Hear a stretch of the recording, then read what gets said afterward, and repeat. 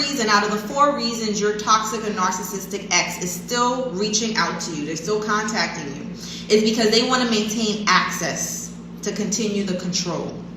So people think that once the relationship ends, that, okay, I'm going to be free. But really, these people are so strategic that they're able to still control you even after the relationship ends, which I find even more disrespectful. We're not even together, and here you are still being able to control me. They control you by manipulating you still. They control you by triggering you. So I know of cases where sometimes women feel like, I'm going to put them in their place, curse them out, tell them about themselves, or even try to pray with them. Whatever it is, you feel like, I'm not with you, but now I have the strength to tell you what I think about you, or now I have the strength to try to coach you into being a better person. Bless your heart, because you mean well. However, with these types of people, we have to treat people according to who they are. Not everyone is the same. With these types of people, you're giving them exactly what they want, which is attention, right? And they love to see that they can trigger you, right? That's part of control. If someone can trigger you to get upset, to go off on them, to go into a speech about how they should be better, they're still able to control you. They know exactly what button to push to be able to trigger you, to get your attention, to get you worked up. Right? So that's one of the reasons they're still reaching out. They want to maintain that access. That access is very important to them because, believe it or not, they don't really care about being with you. They just want the benefit of being able to play those games. And I know it might sound crazy because to the average person, you don't want to play games, right? You just want a peaceful life. You want a healthy relationship. But for these types of people, it is fun to them to play these games. So even if they can't be with you technically, they still love to be able to have access to you, to be able to control you, to manipulate you, to trigger you. They also want to keep you stressed. That's another reason they want the access to you. I don't remember how this saying goes or where it's from. It's 5 of us in total of children in my family. So 4 siblings. But I grew up around a lot of older people because there's a big gap between my older siblings and my younger sibling. So I can refer back to a lot of old-fashioned sayings. But I've heard the saying of keeping mice in a basket, where you keep shaking it up, right? Because the minute you set that basket down, those mice, or maybe it was crabs, one of them, let's just say mice, they're able to find their way out. They're able to climb out once the basket settles. Right? But if you keep shaking that basket, they can never get a chance to really grasp the wicker basket to climb their way out. That is the same way these types of people function. People who are toxic, manipulative, narcissistic, any type of destructive personality, they love to keep the basket shaking, right? They want to keep you stressed. They want to keep you on edge, because the longer you stay in that fog, because you're kind of in a fog, you can't see clearly, you can't think clearly, you can't really get a chance to breathe and really understand what's happening to you. Right? You won't really see that until you start working on your healing and you're detached from them. You're away from them, right? They don't want you to have that space. They want to keep you stressed. They want to keep you on edge because that's how they maintain the control. That is one of the main motives of these people, is to have control. They don't feel good with normal, healthy connections with people. They want attachment to be able to maintain control because that fuels their personality. All right? So that's the first reason I'm sharing with you as to why your toxic or narcissistic ex keeps contacting you. And this applies to you if the person is contacting you once in a while, right, sporadically, or all the time, right? They have their different strategies and ways to make sure that they still have that connection and that access to you. The second reason that your toxic and narcissistic ex is still contacting you after the relationship has ended is they want to give you hope. They know that you got into the relationship, as most normal people do, right, for longevity, to build with, right? You didn't get into the relationship to break up, right, or to get a divorce. And they know that deep down inside, if it was up to you, that they would actually change, right? That they will show you the good side that they presented in the beginning. right? They know that even though maybe you're upset or you ended the relationship or maybe they ended it but you're at peace with it now, they know that if you had to write the story that, you know, a fairy tale story, that you would end the story where you lived happily ever after. They came to their senses, they changed their behavior, and you live happily ever after. So they will sometimes try to maintain access to you and still reach out to you to give you a sense of it's a possibility, right? And that is to keep you hooked. They want to keep you hooked. They never want to let you go. Some of you may have seen these, memes on social media where it says, you know, you don't want to let me go, but you don't want to treat me good either, right? And it's mind-boggling to people. That's why a lot of people stay stuck in these relationships, or at least still stuck in the aftermath of the relationship, because they can't believe that someone would want to continue to play these games. You know, I speak to women of all age groups, and their partners of all age groups. I think one of the oldest partners I've heard of, toxic partners, was in their 70s, right? So these people don't change with age. If anything, they get worse, but that's another topic for another day, right? And my point in saying that I speak to women of all ages is because I want you to know that no matter how old you are, this can still get you if you don't understand it. If you don't understand how they function, if you don't understand how you got attached and trapped in this, right? Because a lot of times people think, oh, I just need to study narcissism. That's just one part.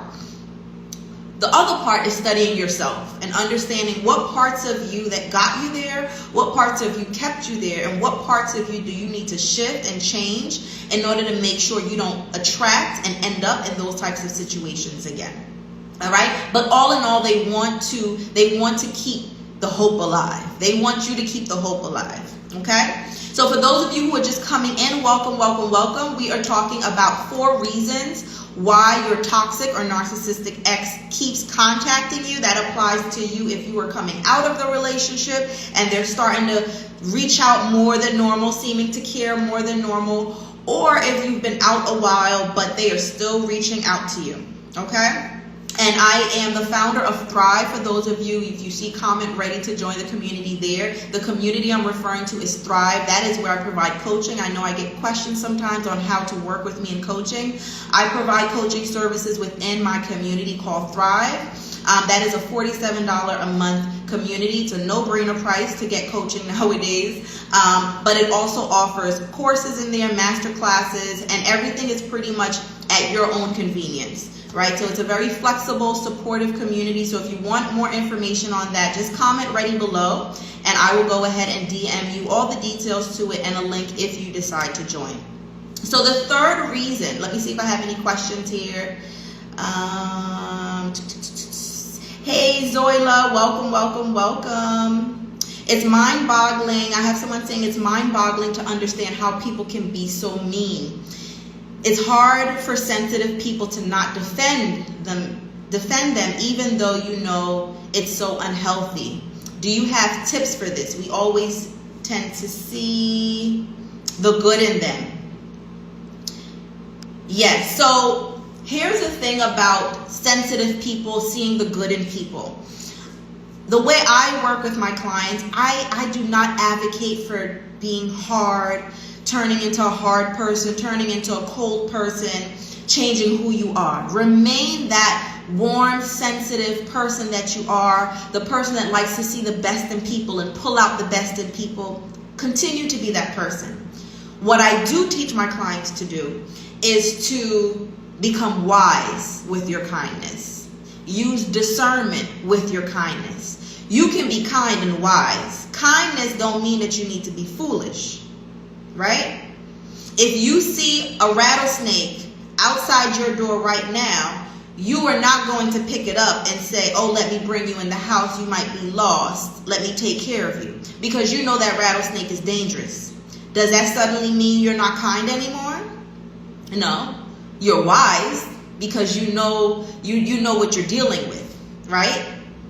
If you see a puppy now, a little Labrador retriever, or what do they call it? Labradoodles. I think those are adorable. The Labradors and poodles mix, right? You see a little puppy like that outside your door, then you will pick it up and bring it in, right? So you're not changing who you are, your character. Keep who you are. Because that's another way that these types of toxic people can still control you, is that and let me tell you, I am not just speaking to you from experience of a mental health professional.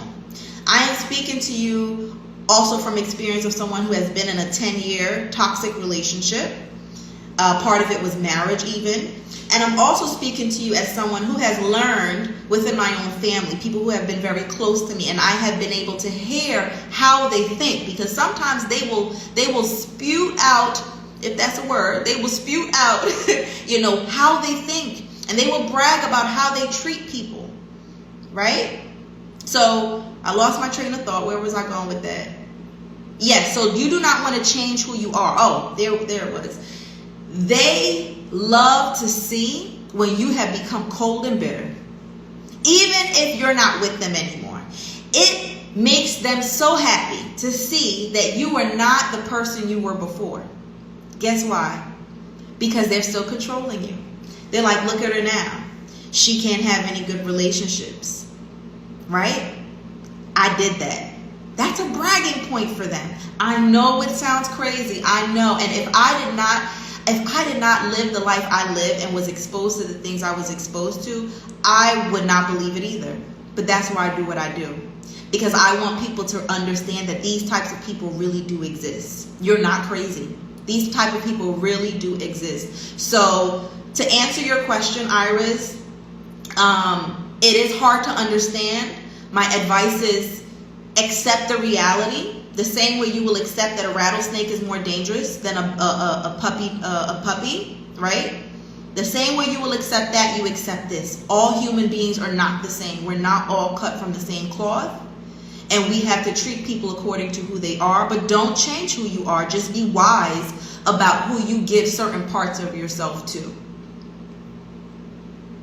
Yes, we seem to romanticize the good parts. Yes, romanticizing can be so dangerous. And I know I'm an 80s baby, raised in the 90s, and I was raised with all the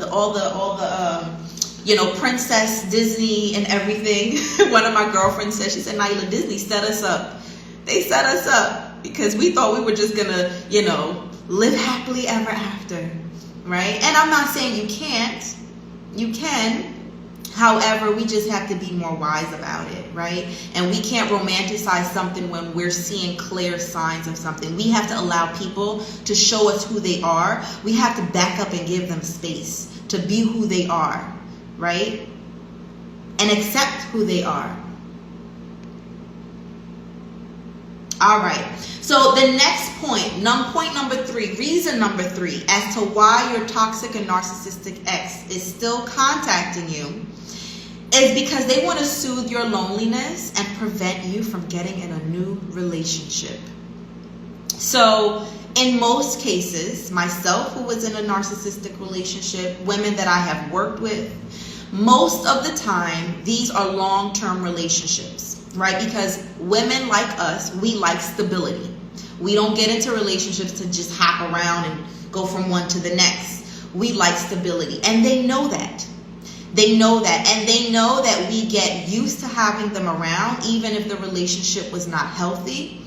And we're not one to just, jump into a new marriage or jump into a new serious relationship. That's not typically how we function, right? And they know there may be times where you may get lonely. You might start, questioning, like, is this the right decision? They know your worth.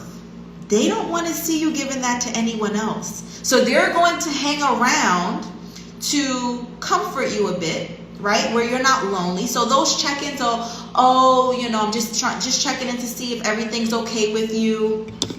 Just seeing how things are going for you. How's work? They'll try all types of things, right? To soothe your loneliness, right? To make sure they're in the forefront of when you get lonely, that they're your go-to person, right? They don't want you to get a taste of what it's like to be in a healthy relationship with a healthy person, because they know once that happens, 9 times out of 10, you are going to completely forget about them. Gonna completely forget, because then you're gonna start comparing, like, oh my gosh, is this really what relationships are like? Like, maybe you heard of it, right? But when you start experiencing a healthy person, they know that's it for them. So they want to keep their spot. They want to fill that spot. Okay? The fourth and final reason why your toxic or narcissistic ex is still keeping in contact with you, and this one might surprise you. They want to soothe their own loneliness. They want to keep their attachment. Now, this might throw some of you off, because you might think, well, these people, do they even get lonely? They don't have feelings. They're so cold. They're so mean. They get lonely. It's not the same type of loneliness that we think of. Think of it like a parasite. Mosquito, for example. They need to stay attached. Right? So a mosquito's not coming to you for love and cuddles. A mosquito is coming to you to drink your blood, right? They need that attachment. It's not a genuine loving connection that they miss, but they do feel lonely when they're not able to break someone. Let's just call it what it is. And breaking someone, again, would be causing stress to them, triggering them, manipulating them, whatever it is, however they controlling them, whatever it is, they need to be able to play these games. They need it, right? So their loneliness is not coming from a normal space like you, where it's like, oh, I miss the companionship, I miss the love, I miss the attention, I miss, doing things together. No, it is an unhealthy attachment that they miss. But they will continue to reach out in order to soothe their own loneliness. So those are the 4 reasons. Again, we talked about maintaining access to you to be able to still control you, because control, manipulation, stress is still a real thing even after the relationship ends. Again, the aftermath of a toxic and narcissistic relationship can be just as detrimental as being in the relationship if you don't know how to navigate that aftermath. Giving you hope is another reason. Soothing your loneliness, preventing you from starting a new relationship, a healthy relationship, and soothing their own loneliness. All right, let me jump into some questions here or comments. Back up and give them space. Yes, we have to give them space. We have to give people space to show us who they are.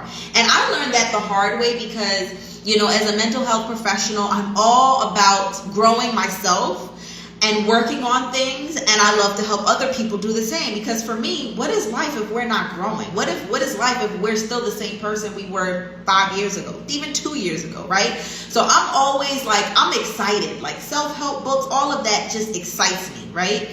And I realize, Nyla, first of all, not everyone wants to change. Let's just own that. Not everyone wants to change.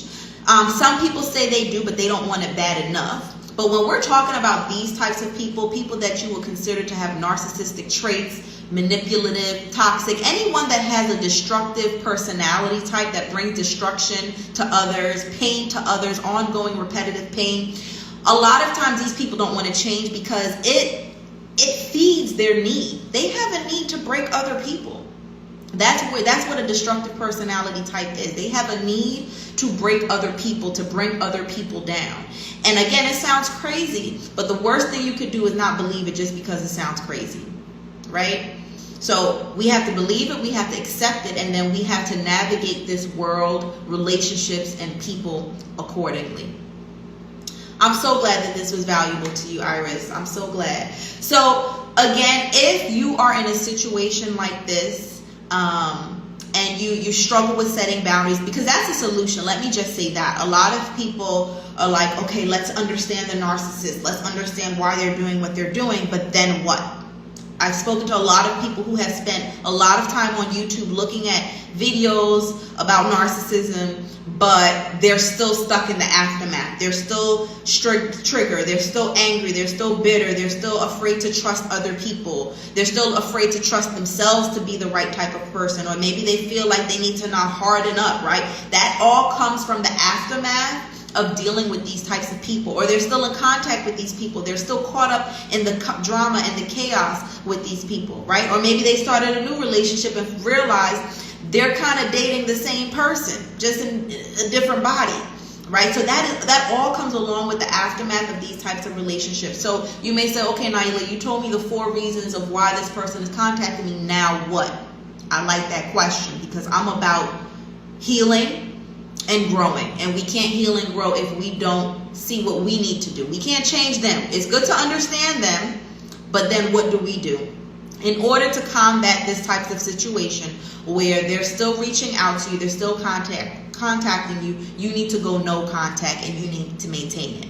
For those of you who don't understand or don't know the term going no contact, it's pretty self-explanatory, but you need to cut off all contact. If you need to change your number, if you need to block, if you need to put a restraining order so they don't come to your job or come knocking on your door after you've told them multiple times not to. Right? You need to get serious about going no contact at all. And if there are people in your life that are in contact with you and with them, and you're concerned that they might be taking back information, you can give them a grace period to explain to them, don't do that anymore. But if you feel like that person or persons are triangulating the situation, right? So they're bouncing between you and the toxic ex, then you might need to distance yourself from them, because that's also a part of going no contact, right? You need to cleanse your space completely of these types of toxic people, right? So going no contact, and then I say maintaining it, because a lot of times people are able to go no contact, but they are not able to maintain it for different reasons, right? And that is something that I help women with, is being able to not just go contact, but to maintain it. Because if you really want to heal, and healing is not just feeling better, that's part of it, but healing is also growing. Understanding, again, those 3 main questions that I work on with my clients. How did I get here? Why did I stay so long? And what parts of myself do I need to shift to make sure that doesn't happen again? That when I am ready to go into a new relationship, and I know in the beginning most of us are not thinking that way, but when I am ready to go into a new serious relationship, that it's a healthy relationship. So if you struggle with going no contact, if you struggle with maintaining no contact, if you struggle with setting boundaries, any of this, I invite you to comment below ready, and I'll be more than glad to DM you some information. You can browse around the membership group, see if it's a fit for you. What I do in there, just to give you a quick overview, again, we have master classes. So I actually have a course also if you just want to do a course. But within the group, you kind of get a bundle of everything at a very affordable price. It's $47 a month. You get access to my course, The Relationship Detox. That's a starter kit. That is for women who are coming out of a toxic or narcissistic relationship within the first year. You're coming out. You want to be able to move on with your life. That was the thing for me. I don't like feeling stuck. And I was like, how do I get out of this nightmare of a chapter in my life? Like, I know this is not it for me, but I don't want to stay in this chapter, right? So if that's you, this course will allow you to be able to grow through that, not just go through it, but grow through it, get all the tools that you need to be able to heal, to rebuild yourself, and to move forward in peace. That's what I wanted. I wanted peace, all right? But in Thrive, in my community, you have access to that course. As long as you're in the community, you have access to that, which is a great deal, because the course alone is a separate price. And then you have access to coaching with me. And you also have access to a community of women, right? Because a lot of times this can feel lonely. There's some people who don't have anyone in their life that they can talk to about this. Some of us might have people but they may not really understand what you're going through. Because again, these relationships are not normal relationships. And these breakups are not normal breakups. All right, so if you are interested in getting access to that, I invite you to comment below ready, and I'll be more than glad to get you started, send you information, and you can determine for yourself if it's a good fit. After this live, I'm also going to be in my DMs for a while, so if you have any questions, just shoot me some messages, and I will be around to answer that for you. Let me just close out with some comments here. I like when you said, don't try to understand them, accept them as they are. Yes. I think I see that, and this is why I started off with a course, because I know people have busy schedules and they just want something that they can learn from at their own pace. But the reason I also created a community for group coaching, for classes, and for connection is because I realized a lot of us women who have been in these types of relationships, we have so much in common, right? And one of the things we have in common is that we don't want to accept when someone is just evil. We don't want to accept it. We're like, no, it can't be. I'm going to help you be a better person. Like, not everyone wants to be a better person. You can't save everyone. You know, that's one of the best things I would say, you know, when I was going to school in undergrad and graduate school to become a mental health therapist, is they say, don't try to save everyone. Like, don't go home trying to diagnose your family. You know, don't think everyone wants your help. Not everyone wants your help. Not everyone wants to grow, right? But a lot of us, I think a common personality trait in those of us who have experienced toxic relationships is that we don't want to accept that there are people who are very mean, very cruel, destructive to others, and they enjoy it. That's really hard for us to believe. But we will be doing ourselves a disservice if we ignore the truth. Again, think of that rattlesnake. If you say, oh, the rattlesnake is pretty, I like the sound it makes when it shakes its tail, right? I want to bring it home. You're not going to say that. You're going to accept it for who it is. Can you do a live to explain why these relationships are so hard to emotionally detach from? Definitely. I will definitely, I think that's a great topic. Let me take a screenshot of that. Excellent session. I'm so glad you enjoyed it. Thanks for joining. All right, ladies, you all have a blessed night, and I will see you next Wisdom Wednesday. Bye.